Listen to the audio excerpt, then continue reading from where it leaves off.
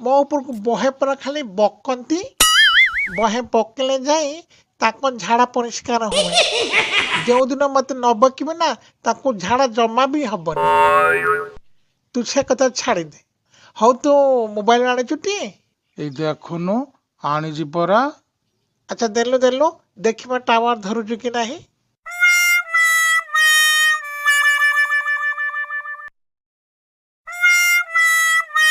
ଏ ମୋବାଇଲର ଟାୱାର ବି ନା।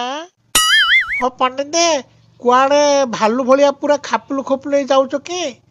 ଆମ ଆଡ଼େ ଟିକେ ତ ଦେଖ। ହେ ହରି ରେ ହରି, କିରେ ହାତୀ ଆଉ କାଠି ତମେ ଦିଟା ଏଠି କ'ଣ କରୁଛ କିରେ ବାପା? କିରେ ବାପା କାଠି, ତୋର ଆଜି ମୁଡ୍ ଠିକ୍ ନାହିଁ କିରେ ବାପା? ପୁରା ଧାରୁଆ ଛୁଳି ଭଳି କ'ଣ କଥା ହଉଛୁ ରେ ବାପା? କଥା କ'ଣ କି ପଣ୍ଡିତେ, ଆଜି ମୋବାଇଲର ଟାୱାର ଜମା ଦେଖାଯାଉନି।